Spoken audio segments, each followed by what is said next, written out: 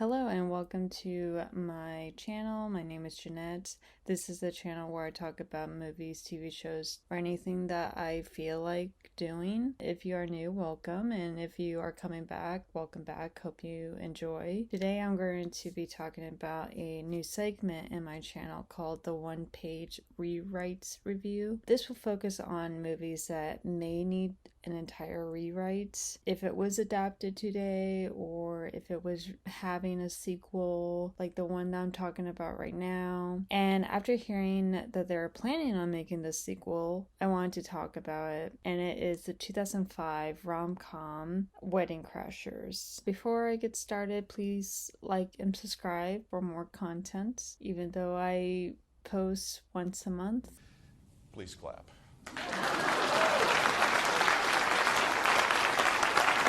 Wedding Crashers is about two friends who crash weddings. I'm assuming that they've been doing this for a while, and in particularly they do it like every summer.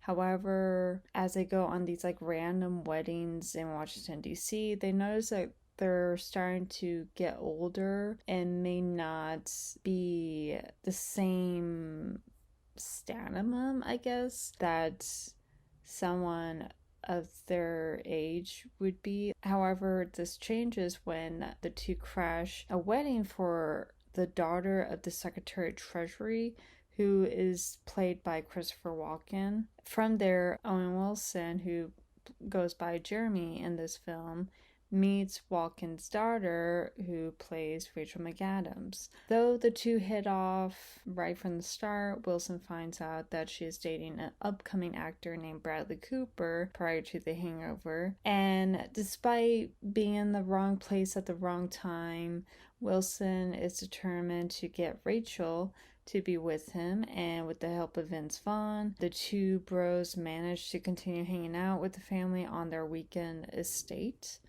And over the course of the movie, Wilson tries to get to know Rachel more and hang out with her, while Vince encounters Rachel's brother, a racist grandmother, injuries from Bradley, and a horny girlfriend. Since it's a rom-com, Wilson manages to get Rachel to dump Bradley after she finds out the truth about him, and Vince marries the crazy girlfriend. So I would say that Wedding Crashers is a unique idea, because at the time, most of the movies that have weddings focuses more on the design and the love that the two characters feel for one another. You may have seen moments that show the ceremony as part of the plot, like Four Weddings and a Funeral, Runaway Bride, My Big Fat Greek Wedding, and My Best Friend's Wedding, to name a few. For other films, they use weddings as a way to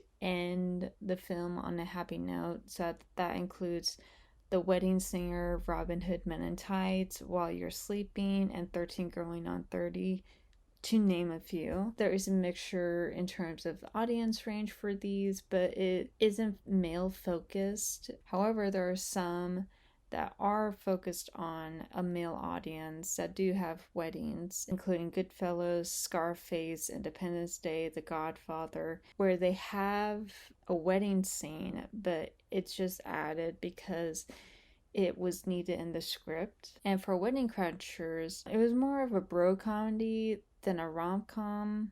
And bro comedies at the time were starting to gain popularity as a result of Old School, Road Trip, and American Pie. It also has Vince Vaughn and Owen Wilson, who were at the height of their careers at the time. This was before their second height in careers later in their life. Bradley Cooper did a good job as a bad guy. I mean, I would say that his character reminded me of the many men that I encounter whenever I go to some places in LA. Also, the film had a pretty quick pace. It never really slowed down in any way. I think there was like maybe one slowdown towards the end, but it kind of picked up to where the usual pace after that. And it was weirdly shot in Washington, D.C. without being a political film. And yes, it did have that one bald guy that you know but don't know his name, and John McCain. While it's a film that flipped the script in terms of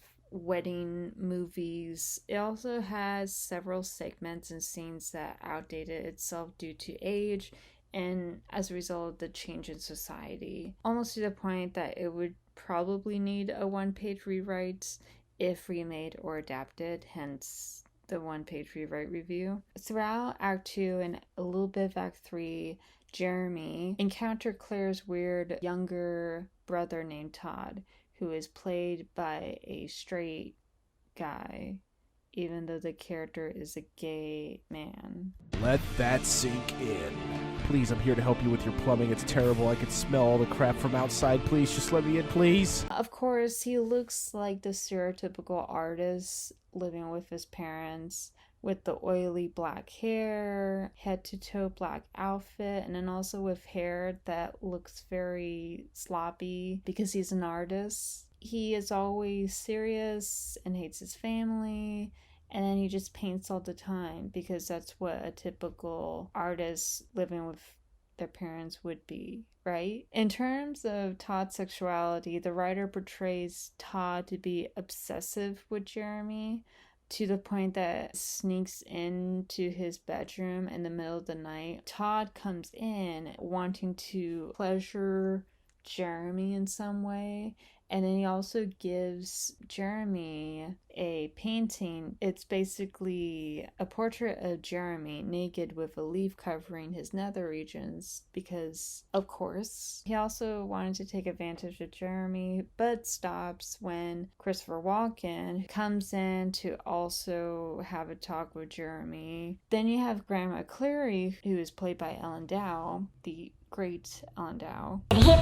hop, I hip it to the hip hop. You don't stop the rock to the bang bang boogie. Say up jump the boogie to the rhythm of the boogie the beat. And she's kind of known as the Rash's family member. So as much as I love Ellen and her past characters that she's played as, I genuinely felt that this was one of the worst roles she's ever played, mainly due to the context of the character. While they're having dinner on the first night at the weekend estate, Grandma is, of course, a stereotype as playing the bad grandmother. That, oh, even though she's a sweet old lady, she still does stuff that are not appropriate. First off, she makes fun of Todd and points out that he is gay, basically outs him, and she even calls him the F word that ends with either a G or a T, but I can't say it, but I think you know what I'm saying. And she even kind of made a comment to Randolph, the Clary's head butler. Next they have Mrs. Clary, who is played by the great Jane Seymour. So Mrs. Clary is the wife of Will Clary. However, it's not certain if she is like the first or second wife. I think she's the first wife, but they made it seem like that she's the second wife because she looks, I would say, a lot youthful than Mr. Christopher Walken. But based on what she said, she had some plastic surgery as a way to get Will's attention, and it is played out in the scene where Owen Wilson's character goes to his room to get sneakers to try to like hang out with Rachel McAdams. As he gets sneakers, Mrs. Clear just comes in and then reveals her breasts and talks about how like, oh, she had some plastic surgery as a way to get her husband's attention. And then she even tells us to John when he's like just trying to live and exist in life, and here she is just being like, oh yeah, like this is what my life is. It's odd because Walken looks like he grew up when Abraham Lincoln was president, while Jane Seymour grew up when Lyndon B. Johnson was around. Then she has like John touch her boobs, and it's like, okay, like I mean, I know that this could be someone's wet dream for some men and possibly a plot for some particular scenes from a particular website. But I feel that this wouldn't happen, in reality. And even if this would be true, I feel there would be some scenes with Mrs. Clary and Will arguing about not being in love, or maybe John and Mrs. Clary have other scenes before boob scene. Also felt Will would probably do the same thing or call Mrs. Clary out if he finds out. Like, I don't know. One of the main things about this movie that I had a little problem with is the difference between the portrayal of women and the portrayal of men. During the beginning of the film, you have this montage where John and Jeremy go to different weddings around Washington, D.C. I'm assuming over the course of a couple months. It gets to a point where they're playing the song Shouts. They dance with these women, and then as they're dipping the women in the dance, it then cuts to them falling on top of a bed. And as they're falling on top of the bed, you have most of the women like in their underwear, some topless, which is fine, but at the same time, you have John and Jeremy either having their clothes on or maybe just having their shirt off, and then that's it. Like, they're not nude. Like, I don't know. Like, I just kind of felt like that was like a little bit biased. That's not how it works. That's not how any of this works. I'm just saying. Next, we have Gloria Clary, who is played by Isla Fisher. She comes off as like this cool chick when she was first met, but then when she has sex with Jeremy, she kind of says like, "Oh, I can't believe it. I lost my virginity." And then it becomes this whole like creepiness that Jeremy becomes freaked out that, oh my god, like she lost her virginity to me. And then she becomes this really crazy girlfriend in a way where she's just like threatening him that, oh, like she'll find him and kill him if he crosses her. But then it changes when she's like, no, I was just saying that because I figured like all men want to hear that. I'm just a little confused on that part. That's not how it works. That's not how any of this works. I think it would be the opposite, that the men would be more creepier. Towards the end, she becomes the ideal woman, that she is like really into kinky sex, which is great for some men, but I don't think all men would want that. There may be some men that may prefer a normal person. And then finally have Claire. She is pretty okay, but I kind of felt like that she's a little bit like butter on bread. And it was that whole situation where she wants to be in a relationship, but then she's not really happy with Bradley Cooper. The one thing was that she was a little bit ignorant about her boyfriend's secrets, because throughout the film we're kind of thrown bits about sex, personal life, and how he does cheat on Claire. Yes, this is before social media and before people start doing public stuff on the internet and everything. I just would think that she wouldn't be that ignorant about the relationship. She kind of needs her father to tell her what to do, and at times I just like felt that she was just there, but I don't think that she was strong enough. I would say that it would be great if Gloria was actually Claire. It's kind of ironic how the events and time can reflect how films came out to be. Most of the news at the time focused on wars we were dealing with. And then you also had people achieving positions or awards when they don't deserve those certain positions and awards. You have this whole like masculine and patriot vibe from pop culture, so it makes sense why Wedding Crashers became such a successful film. I know that they were talking about the Wedding Crashers 2. I don't know if it was for next year or later in the decade, but I know that they were thinking of doing a sequel, and they've been talking about this since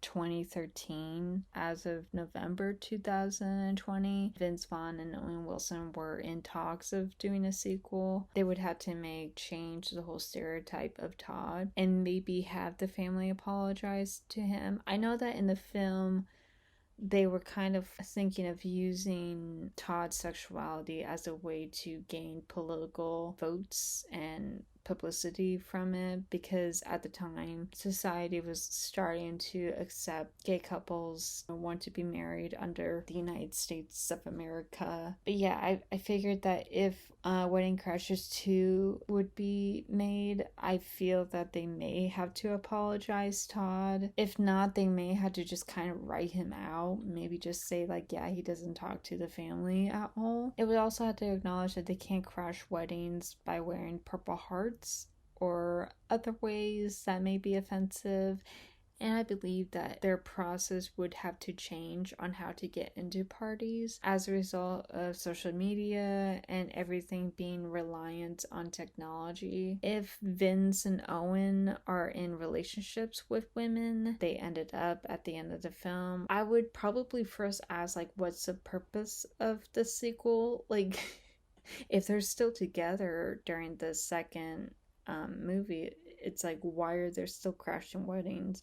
Unless both Gloria and Claire both like doing that, which, you know, by all means, go for it. Unless they're single and ready to mingle, I don't really think that there's a purpose of a sequel. Or it could be that they're throwing weddings for one of their kids and they encounter guys trying to get in, maybe, but who knows. I would know for a fact that it's going to be a completely different movie unless it's Hangover 2 all over again. But yeah, that's the conclusion of this video. If you like this video, hit the like and subscribe button. I created an Instagram account where I post updates on video alerts. It is in the description down below. Thank you guys, and see you in the next episode next month.